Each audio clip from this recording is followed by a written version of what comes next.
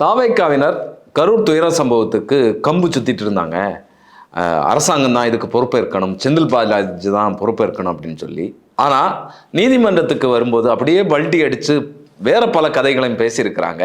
அதாவது நீங்க இந்த அந்நியன் படம் பார்த்துருக்கீங்களா? விக்ரம் சார் மாத்தி மாத்தி பேசுவாரு.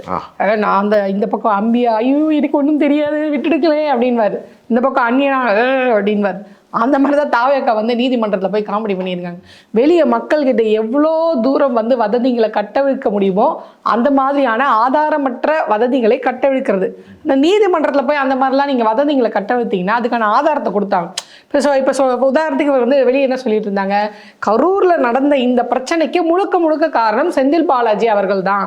அவருடைய அரசியல் காழ்ப்புணர்ச்சி, தன்னை விட வெயிட்டாக இங்கே வந்து கரூரில் விஜய் வந்து வெயிட்டை காமிச்சிடக்கூடாது அப்படின்றக்காக அவர் வந்து குண்டர்களை ஏவி விட்டு இந்த மாதிரி பண்ணிட்டாரு.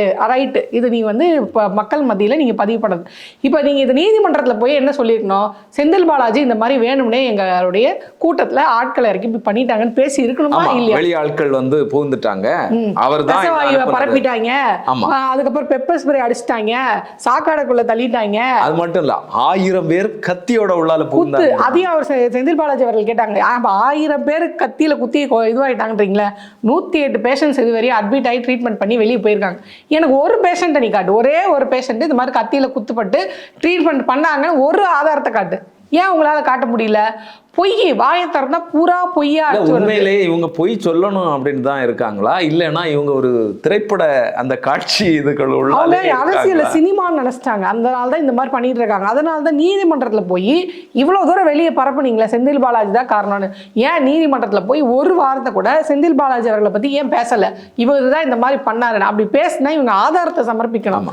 ஆதாரம் இல்லை, ஏன்னா உண்மை இருந்தால் தான் ஆதாரம் இருக்கும், இல்லாத ஆதாரத்தை எப்படி கொண்டு வர முடியும்? ஸோ அந்த மாதிரி அப்படி ஒரு பல்டி. ரெண்டாவது வந்து இவங்க பேசினது என்ன அப்படின்னு பார்த்தீங்கன்னா, இந்த மாதிரி இந்த 41 பேர் செத்தாங்க பார்த்தீங்களா, இவர் லேட்டாக வந்து கூட்டத்தை சேர்த்து அந்த ஸ்பாட்டுக்கு 7 மணிக்கு வந்தால் கூட 7:10க்கு வெளியே வந்து நின்று அங்கே இருக்கவங்களாம் கத்துறாங்க, ஐயோ அம்மா உயிர் போயிட்டு இருக்கீங்க பாருங்க பாருங்கன்ற வீடியோலாம் பார்க்கும்போது நம்மளுக்கு பதறுது. இப்படி ஒரு உயிர் கண்ணுக்கு முன்னாடி போயிட்டு இருக்கு, நீங்கள் பாட்டுன்னு வந்து பேசிட்டு இருக்கீங்க, அந்த மாதிரியான வீடியோ பார்க்கும்போது நம்மளுக்கு பதறுது. ஆனால் இவங்க வெளியே எப்படி இதை வந்து கிளைம் பண்ணுறாங்க அப்படின்னு பார்த்தீங்கன்னா, கரூரில் இருக்க அந்த கூட்ட நெரிசல்ல சதி இருக்கு பார்த்தீங்களா, இது ஆளுங்கட்சியோடைய சதி அப்படின்றத வெளியே நீங்க பேசின பேச்சு. ஆனா கோர்ட்ல போய் இவங்க என்ன சொல்றாங்க அப்படின்னு பார்த்தீங்கன்னா, கரூரில் நடந்தது ஒரு விபத்து, அது சதி எல்லாம் கிடையாது, தற்செயலா நடந்துருச்சு. அதாவது தங்களுடைய பேர்ல வந்து இந்த பிரச்சனை எல்லாம் திரும்பும் அப்படிங்கிறதுக்காக இல்ல சதியெல்லாம் கிடையாது, அது இயல்பா ஒரு தற்செயலா நடந்தது. அது மட்டும் இல்ல, அவங்க என்ன சொல்றாங்கன்னா, ஏற்கனவே விஜய் அவர்களுடைய கூட்டங்களுக்கு எவ்வளோ மக்கள் வராங்க அப்படிங்கிறது தெரியும், அப்போ இதுலையும் இவ்வளோ கூட்டம் வருங்கிறது தெரியும், அப்போ இதை சரியாக கட்டுப்படுத்த தவறியது காவல்துறையினுடைய பிரச்சனை அப்படின்னு சொல்லி சொல்றாங்க. இந்த இடத்த கேட்டது யாரு? நீங்க தான் வேலுசாமிபுரம் ஃபிக்ஸ் பண்றீங்க. நான் கேட்கிறேன், கரூரை லாஸ்ட் மினிட்ல ஃபிக்ஸ் பண்ணது யாரு? நீங்க. யாரு? புசியானது போய் செக் பண்ணிப்பாரா, இந்த இடம் நம்மளுக்கு கொடுத்துருக்காங்க, சரி அரசு இந்த இடத்த ஒதுக்குனதாவே இருக்கட்டும், இந்த வேலுசாமிபுரம் நம்மளுக்கு வரப்போட கூட்டத்துக்கு கொள்ளளவு பத்தாதா அப்படின்னு விசாரிக்க வேண்டியது யாரு? இவங்க கட்சிக்காரங்க தானே. சரி, அதையும் மீறி கூட்டம் சேரும்போது காவல்துறை எச்சரிக்கிறாங்க, அண்ணா உள்ள போகாதீங்க, உள்ள போக போக கூட்டம் அதிகமா இருக்கு, நீங்க இந்த 500 மீட்டருக்கு முன்னாடியே கொஞ்சம் பரப்புரையை ஸ்டார்ட் பண்ணுங்க அப்படின்னு. நீங்க ஏன் உள்ள போனீங்க மீறி? அப்போ உங்களுக்கு கூட்ட நெரிசல் வரணும், அது இந்த கூட்டம் இப்படியே கலைஞ்சு போயிட்டுனா அங்க போகும்போது கூட்டம் கம்மியா இருக்கும். அப்ப விஜய் வந்து கேட்டார் பாத்தீங்களா, இங்க 30 பேர் மாநாடு, சரி 30 மாநாடு நடந்தது அப்படின்னு அந்த மாதிரிலாம் கலாய்க்க முடியாது.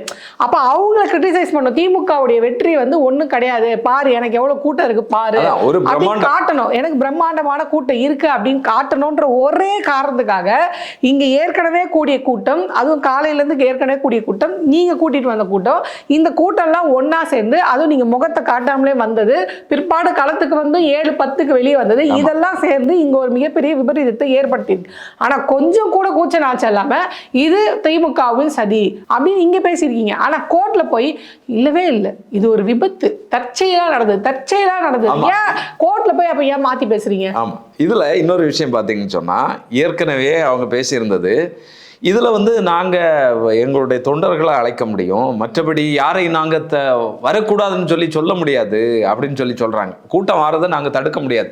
இவ்வளவு கூட்டம் எப்படி வந்தது உங்களுக்கு தெரியாதான்னு கேட்கும்போது அதெல்லாம் நாங்க எப்படி ஐயா கட்டுப்படுத்த அதான் முடியும்? சொன்னாங்களே, சனிக்கிழமை சம்பள நாள், நான் வரமாட்டாங்கன்னு நான் நினைச்சேன், ஆனா மீறி வந்துட்டாங்க அப்படின்னு அறிவுக்கே பொருந்தாத அளவுக்குலாம் ஒரு விஷயத்த வந்து பேசியிருக்காங்க.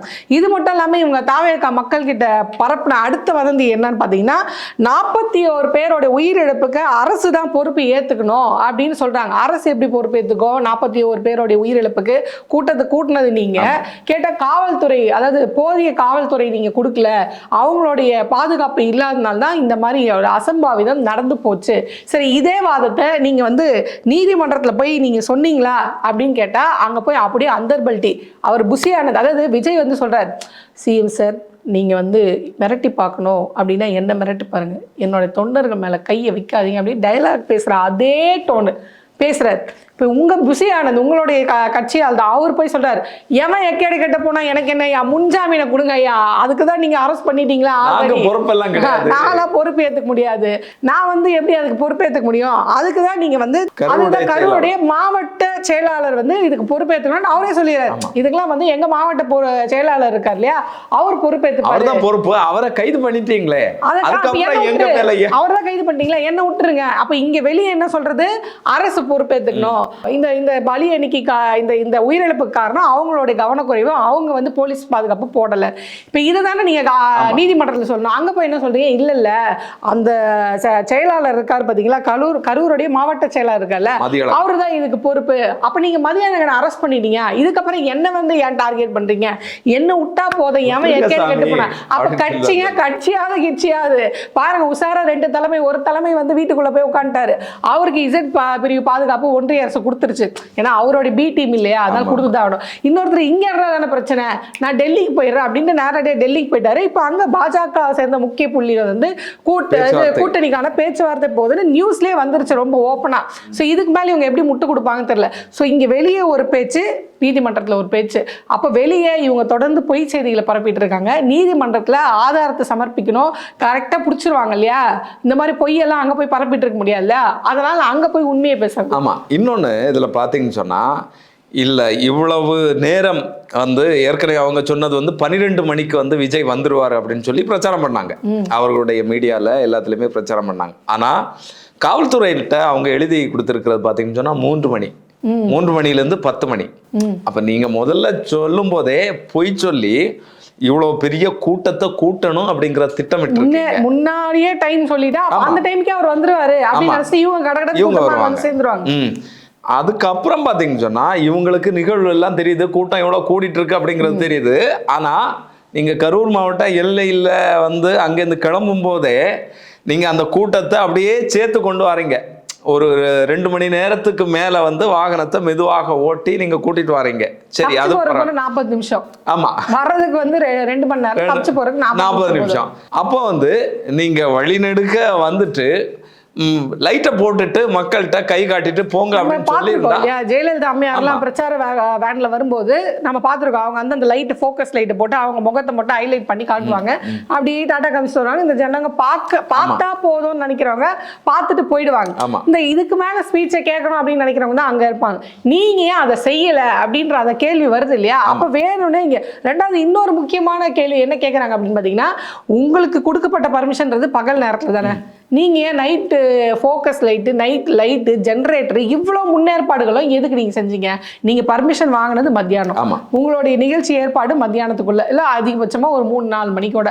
இத்தனை ஃபோக்கஸ் லைட்டு, இத்தனை ஜென்ரேட்டர், இத்தனை லைட் ஏற்பாடுகள் எதனால பண்ணீங்க? அப்போ நீங்க முன்னாடியே என்ன கணிச்சிட்டீங்கன்னா, நம்ம நைட்டு தான் நம்மளோட ப்ரோக்ராம் அங்கே நடக்கும், அப்போ இந்த லேட் அப்படின்றது தற்செயலாக நடந்த ஒண்ணு கிடையாது, ப்ரீ பிளான்டு, நம்ம நைட்ல தான் திட்டமிட்டே இது பண்ணியிருக்கிறாங்க. இதுல மிகப்பெரிய குற்றச்சாட்டு என்னன்னு சொன்னா, சரி ஏதோ ஒரு வகையில் நம்ம இது லேட் பண்ணிட்டோம், மக்கள் வந்துட்டாங்க, இவ்வளோ நேரமும் 6 மணி 7 மணி நேரம் பசியோட தண்ணி இல்லாம இருப்பான்ல, அவனுக்கு என்ன பதில்? அவன் எங்க கேட்டா எனக்கு என்ன, நான் தான் ஏசி வண்டியில வீட்டுல இருந்து புறப்படுறேன், ஏசி ஃபிளைட்ல வரேன், திருப்பி ஏசி கேரவன்ல வரேன், அங்க இருந்து எட்டி பார்த்துட்டு போறேன், திருப்பி உள்ள போறேன், நீங்க தண்ணி குடிச்சா எனக்கு என்ன, தண்ணி குடிக்கலன்னா எனக்கு என்ன? அப்படி அக்கறை இருக்கிறவரு முன்னாடியே கூட்டிட்டு போறாங்க இல்லையா, மக்களை வந்து இது பண்ணி கூட்டிட்டு போறாங்கல்ல, அதை ஏன் பார்க்காத மாதிரி இருக்காரு? ரெண்டாவது செருப்பு எரிஞ்சிட்டாங்க, வேற கட்சிக்காரங்க தான் உள்ள இருக்காங்க, உள்ள இருந்து இந்த செருப்பு எரிஞ்சிருப்பாங்க. இந்த பெப்பர் ஸ்ப்ரே அடிச்சதா இருக்கட்டும், இல்ல விஷவாயு தாக்குறதா இருக்கட்டும், செருப்பு தூக்கி அடிச்சதா இருக்கட்டும், இதெல்லாம் அதாவது திமுகவுடைய சதின்னு சொன்னாங்க. இன்னைக்கு வீடியோ வந்து வெளியாயிடுச்சு. அவங்க அவருடைய அட்டென்ஷனை கேதர் பண்றதுக்காக கையில இருக்க எல்லாத்தையும் தூக்கி அடிக்கிறாங்க. அப்படியும் கண்டு காணாத மாதிரி விஜய் அவர்கள் அங்க வந்து பேசிட்டு இருக்காங்க. இப்ப வீடியோ வெளியாயிடுச்சு. இப்ப நீங்க உங்ககிட்ட வண்டி இருக்கு, உங்ககிட்ட சிசிடிவி ஃபுட்டேஜ் இருக்கு இல்லையா, இதை வச்சு நீங்க திமுக பண்ண சதிதான் அப்படின்னு நீங்க ஏன் ப்ரூஃப் பண்ணாம இருக்கீங்க இது வரைக்கும்? அப்ப நீங்க அமைதியா இருக்கிறத பார்க்கும்போதே நீங்க பரப்புனது முழுக்க ஒரு பொய்யான கருத்து அப்படின்றது நம்மளுக்கு தெரியுது இல்லையா? இது அடிப்படையான ஒரு விஷயம் இல்லையா? ஆமா, இது பொய்யான கருத்து அப்படிங்கிறது ஒரு வகையில இருக்கட்டும். இதுல அப்போ எவ்வளவு கொடூரமாக கூட்டம் நின்னா போதும், எவன் எக்கேடு கட்டாலும் பிரச்சனை இல்லை, களத்துல நின்று அந்த வாகனத்துல மேல நிக்கிறவர் நிச்சயமாக தெரியும். இவ்வளோ பெரிய அலையாக மக்கள் வந்து அங்கே இங்கே மோதிட்டு இருக்கிறது நம்ம அந்த கூட்டத்தை பார்த்தாலே தெரியுது, இது எவ்வளோ மிகப்பெரிய இது இருக்கு. இன்னொன்று, சிசிடிவி காட்சிகள் எல்லாம் கீழே உள்ளால இருந்துட்டு பார்த்துட்டு இருந்திருப்பாங்க. ஏற்கனவே வந்து ஒருத்தர் வந்து பேசுறாரு, விஜய்கிட்ட வந்து பேசுறாரு, நிலைமையை பற்றி பேசுறாரு. இதெல்லாம் தெரிஞ்ச பிறகும் மிகப்பெரிய வன்மமாக அவர் வந்து பேசுறாரு, எப்படியாவது பேசிட்டு போகணும் அப்படிங்கிறதுக்காக. டெல்லி கொடுத்த ஸ்கிரிப்டை பேசி ஆகணும்ல, பேசலன்னா அவங்க கேட்பாங்களா, என்ன தம்பி அமௌண்ட் வாங்குறீங்க, ஸ்கிரிப்டை பேசாம வந்துட்டீங்கன்னு கேட்டுருவாங்களா? அதனால அவரோட ஆர்வம் பூரா ஸ்கிரிப்டை படிச்சு பார்க்கறதுல இருந்தது தவிர தொண்டர்களை பத்தி கவலை இல்லை. இப்போ கூட வந்து அவர் வந்து இன்னும் நம்ம ஸ்ட்ராங்காக வேலை செய்யணும், இன்னும் நம்ம ஸ்ட்ராங்காக போகணுன்றத பற்றி தான் பேசுறாரு தவிர்த்து அந்த கட்சியில் ஒருத்தர் கூட நம்ம நம்ம நம்ம செஞ்ச தப்பு, நம்மளுடைய நிர்வாக திறமை கம்மியாக இருந்ததுனால தான் இத்தனை உயிரிழப்பு, அவங்க போலீஸ் பாதுகாப்பு கொடுக்கலனா கூட பரவாயில்ல, அடுத்த மீட்டிங்கில் இப்படி ஒரே ஒரு உயிர் கூட நம்ம கட்சி சார்பாக போகக்கூடாது, நம்ம பாதுகாக்கணும், அடுத்த கட்டமாக என்னென்ன பாதுகாப்பு நடவடிக்கைகள் நம்ம கட்சி சார்பாக பண்ணலாம் அப்படின்ற ஒரு விஷயம் கூட இது வரைக்கும் அவங்க தரப்புலேருந்து பேசப்படல. ஏன்னா அவங்கவுங்களை காப்பாற்றிக்கிறதுக்காக அவங்க ஓடிட்டு இருக்காங்களே தவிர்த்து அவங்க கட்சி தொண்டர்களை பத்தியோ ரசிகர்கள் பத்தியோ உயிரிழந்த மக்களை பத்தி எந்த கவலையுமே இல்லாம இருக்காங்க. இல்ல, நிச்சயமாக இப்ப வழக்கமாகவே வேற கட்சியினர் வந்து இந்த மாதிரியான ஒரு பிரச்சாரம் நடத்தும் போது இங்க மாவட்டத்தில் இருக்கக்கூடிய குழுவை கூப்பிட்டு யார் யார் என்னென்ன வேலையை பாக்குறீங்க, என்னென்ன குழு என்னென்ன இது பாக்குறீங்க, தண்ணி யாரு கொடுப்பா, ஒழுங்குபடுத்துறது யாரு, இப்படி பல கட்டமாக ஆலோசனை நடத்துவாங்க. அது மட்டும் இல்ல, காவல்துறையினரோட உட்கார்ந்து பேசுவாங்க, விஷயங்களை பேசுவாங்க, இத்தனை மணிக்கு வருவார், இத்தனை மணி இது பண்ணுவார் அப்படிங்கிறத ஒரு ஜென்ரலாக பேசி அந்த விஷயங்கள் எல்லாம் பண்ணுவாங்க. ஆனால் இங்கே எதுவுமே நடக்கலை. நீங்கள் ஏற்கனவே சொன்ன மாதிரி விஜய் அவர் ஒரு காட்சி பொருள், அவரை கூட்டிட்டு வந்து தூக்கி அந்த நேரத்தில் வச்சுட்டு அவர் எல்லா இடத்துலையும் அவரை காட்டிட்டு அப்புறமாக மறுபடியும் இன்னொரு இடத்துல கூட்டிட்டு அது இந்த அரிய பொருட்கள் எல்லாம் வந்து உலக போற சுற்றுப்பயணம் அனுப்பாங்க, பாருங்க இவ்வளவு தூரம் இருக்குன்னு. அப்ப என்ன பண்ணுவாங்கன்னா அந்தந்த மாவட்டத்துல அவங்கவுங்க பொறுப்பாளர்கள் இருந்து ஒரு கூட்டத்தை ஏற்பாடு பண்ணுவாங்க. இந்த அரிய பொருளை கூட்டு வந்து காமிச்சிட்டு எல்லாம் பார்த்தோன்னா அருமை அற்புதம் அப்படின்ட்டு அவங்க திருப்பி கொடுத்துருவாங்க. இப்ப அந்த மாதிரி தான் விஜய் வந்து இவங்க யூஸ் பண்றாங்க. விஜய் வர்றாரு, இவங்க காட்டுவோம், நீங்களாம் வந்து வேடிக்கை பார்க்கணும், வேடிக்கை பார்த்துட்டு நீங்க போயிட்டீங்கன்னா நாங்க பத்திரமா கொண்டு போயிடுவோம். மற்றபடி இந்த கூட்ட நெரிசல்ல செத்தது, இவங்களுக்கு தண்ணி பாட்டில் கொடுக்கறது, உணவு கொடுக்கறது, அதை பற்றிலாம் நீங்கள் எங்ககிட்ட கேட்கக்கூடாது. அப்படி மீறி எதாவது நடந்துச்சுன்னா அந்தந்த மாவட்ட செயலாளர் நிர்வாகிலாம் இருக்காங்களா அவங்க தான் பொறுப்பு, எங்களுக்கு அதுக்கும் பொறுப்பு இல்லை. இப்போ புசி ஆனந்த் என்ன பண்ணுவார்னா விஜய் கூடயே வருவார், விஜய் கூடயே போவார், அவ்வளோதான் எனக்கு தெரியும். மற்றபடி நீங்கள் இந்த கேள்வியெல்லாம் கேட்கக்கூடாது அப்படின்னு அவரை எப்படியும் அந்தர்பல்ட்டி அடிச்சு பார்த்தாரு. ஆனால் நீதிமன்றம் ரொம்ப தெளிவாக சொல்லிருச்சு, உங்களுக்கு முன்ஜாமீன் கொடுக்க முடியாது அப்படின்னு ரொம்ப தெளிவாக சொல்லிருச்சு. ஸோ விரைவிலே புசி ஆனந்த் அவர்கள் வந்து கைது செய்யப்படுவார்.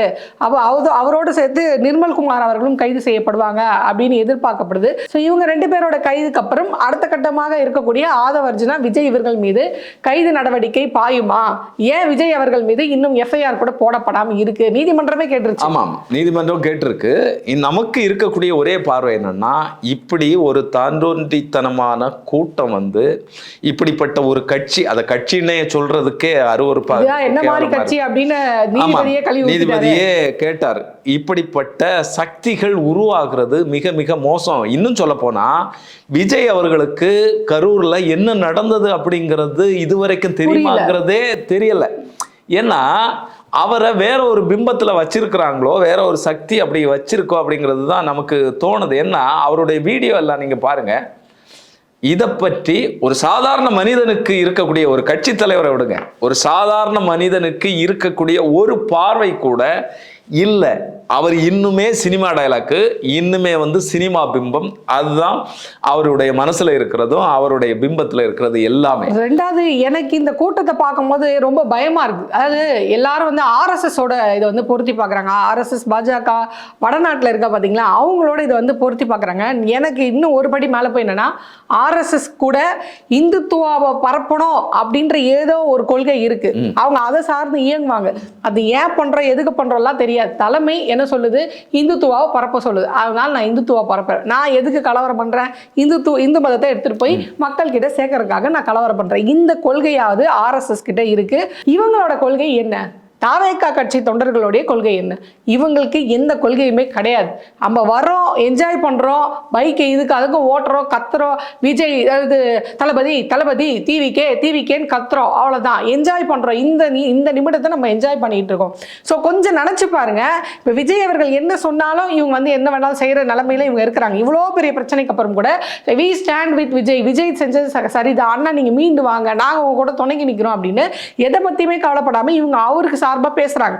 அப்போ கொஞ்சம் நினைச்சு பாருங்க, இப்ப விஜய் அவர்களை இந்த மாதிரி ஒரு பாசிச சக்திகள் வந்து கைக்குள்ள போட்டுக்குச்சுன்னு வைங்களேன், அவங்களால நேரடியா இப்ப அண்ணாமலை மாதிரி ஒரு ஆளை வச்சு இங்க கால் ஊன முடியாத பட்சத்துல விஜய் அவர்களை மறைமுகமா தங்களுக்குள்ள கைக்குள்ள போட்டு வச்சுட்டு அவங்க என்ன இங்க சாதிக்கணும்னு நினைக்கிறாங்களோ அது எல்லாத்தையும் விஜய் அவர்கள் மூலியமா சாதிக்கிறதுக்கான வாய்ப்புகள் அதிகமா இருக்கு.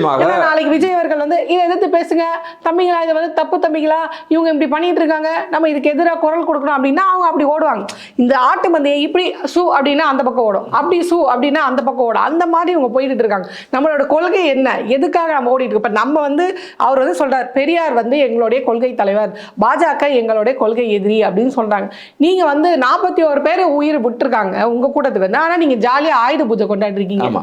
அப்ப இதெல்லாம் பார்க்கும்போது நீங்க யாரு, என்ன மனநிலை நீங்க இருக்கீங்க? உங்க தொண்டர்கள் செத்துருக்காங்க 41 பேர், உங்க அலுவலகத்துல உங்க ஆட்கள் உங்க கேரவனுக்கு ஆயுத பூஜை கொண்டாடி இருக்கீங்க. எங்க இருந்து வருது இந்த கொண்டாட்டம்? ஏற்கனவே அது வந்து ஒரு யமன் வாகனம், 41 நபர்களுடைய உயிரை எடுக்கிறதுக்கு காரணமாக இருந்த அந்த வாகனம்.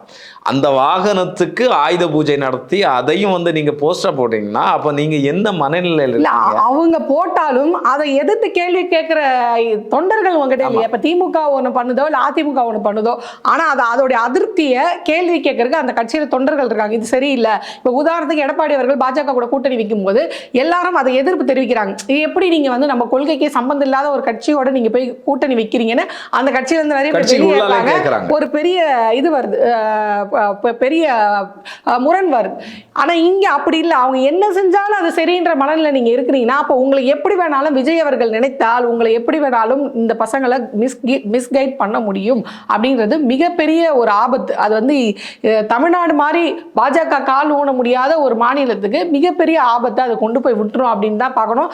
அது ஆதவர்ஜுனா போட்ட அந்த போஸ்டே நம்மளுக்கு சொல்லுது. ஏன்னா அந்த பேட்டர்ன் இருக்கு பாத்தீங்களா, இங்க ஒரு புரட்சி வெடிக்கும், ஜென்எக்ஸ் புரட்சி வெடிக்கும்னு அவங்க பேசுறாங்க பாத்தீங்களா, இதெல்லாம் கலவரத்தை தூண்டி வர்றது. ஏன்னா பாஜக ஸ்டைல் என்னன்னா தன்னை நோக்கி ஒரு பிரச்சனை வந்தா உடனே கலவரத்தை தூண்டி விடுவாங்க. இந்த வேலையை ஆதவர்ஜுனா வந்து இங்க ட்ரை பண்ணிட்டு இருக்காரு. விஜய் அரெஸ்ட் பண்ணா தமிழ்நாடே பத்திட்டு எரியும், ஜென் இசட் போராட்டம் வெடிக்கும் அப்படின்னு சொல்றதெல்லாம் எப்படி ஒரு உச்சபட்சமான ஒரு எச்சரிக்கை நம்ம பார்க்கணும். ஏன்னா மக்கள், அதாவது இவங்க பின்னாடி இருக்கக்கூடிய இந்த மாணவர்களையும் இளைய சமுதாயத்தையும் ரொம்ப ஈஸியா வந்து அதாவது கலவரக்காரர்களாகவும் குண்டர்களாகவும் மாத்திரக்கான வேலையை ரொம்ப ஈஸியா செஞ்சுட்டு இருக்காங்க. நாம் ஏற்கனவே சொன்னேன், இப்பயும் சொல்றேன், உங்களுடைய மகனோ மகளோ இல்ல யாரோ தாவேகா கட்சியில இருக்காங்கன்னா தயவு செய்து கண்காணிங்க. அவங்களை தப்பான வழி நடத்துறதுக்கான எல்லா வேலைகளும் நடந்துட்டு இருக்கு. ஸோ இந்த கட்சியோட நம்பகத்தன்மை அப்படின்றதே நம்ம இந்த ஒரு கோர்ட் சம்பவத்தை வச்சு நம்ம வந்து கணிக்க முடியுது. ஏன்னா வெளியே அவ்வளோ மோசமான வதந்திகள், ஆனா எங்க நீங்க பேசணுமோ அங்க வந்து அந்த பாயிண்ட் எதுவுமே பேசாம அங்க வந்து உண்மையை கக்கிடுறீங்க. ஏன்னா நான் தப்பிச்சுக்கணும், வெளியே வந்து மக்கள் எப்படி போனா என்ன ஆனா என்ன, அங்க வெறும் வதந்தியா கலப்பி விட்டுருக்கீங்க. ஸோ ஒரு அடிப்படை உண்மைத்தன்மை கூட இல்லாத, தன் மக்கள் என்ன ஆனா தன் தொண்டர்கள் என்ன ஆனாலும் பரவாயில்ல நான் தப்பிச்சா போதும் தப்பிச்சு ஓடுற ஒரு தலைமை. இந்த மாதிரி ஒரு துயரமான நேரத்தில் கூட நான் வந்து டெல்லியில் நடக்கிற மேட்சுக்கு போறேன், விளையாட போறேன் அப்படின்ட்டு போற 2ஆம் கட்ட தலைவர். பொறுப்பாளர் மாட்டினா எனக்கு என்ன, யார் மாட்டினா எனக்கு என்ன, எனக்கு முன்ஜாமீன் கொடுங்க, அதான் உங்களுக்கு தேவையான ஆள் கிடைச்சிருச்சுல, இல்ல அதை வச்சுட்டு நீங்க என்னை வெளியே விடுங்க அப்படின்னு சொல்ற அடுத்த கட்ட தலைவர். ஸோ இவங்களெல்லாம் நம்பி நம்ம ஓட்டு போட்டு அவங்கள ஜெயிக்க வச்சு நம்மளுக்கு ஒரு நம்மளை ஆள்ற இடத்துக்கு இவங்களை கொண்டு போய் எந்த நம்பிக்கையின் பேர்ல வைக்கிறன்ற கேள்வி நம்மளுக்கு வருது இல்லையா? மிக மிக முக்கியமான கேள்வி இது. இப்பவே அதனுடைய விஷயங்கள்லாம் நமக்கு தெரியுது, வெளிப்படையாக தெரியுது. இன்னும் இவர்களுடைய கையில அதிகாரம் மாட்டினா இந்த நாடு என்ன பாடுபடும் அப்படிங்கிறத நினைச்சே பார்க்க முடியல. அதனால இந்த மாதிரியான கட்சிகள் ஆரம்பத்திலே துடைத்தெறியப்பட வேண்டிய கட்சிகள், முளையிலே கிள்ளி தூர எறியக்கூடிய கட்சிகளாகத்தான் நம்முடைய பார்வையில் நம்ம பார்க்க வேண்டியது இருக்குது. தமிழக மக்களும் நிச்சயமாக இதை துடைத்தெறிவாங்க அப்படிங்கிறது தான் நம்மளுடைய எதிர்பார்ப்பாகவும் வேண்டுகோளாகவும் இருக்குது அப்படிங்கிறத சொல்லி, வரக்கூடிய நாட்களில் என்னென்ன இது சம்பந்தமாக நடக்கு அப்படிங்கிறத தொடர்ந்து பார்ப்போம், தொடர்ந்து சந்திப்போம், பேசுவோம். நன்றி.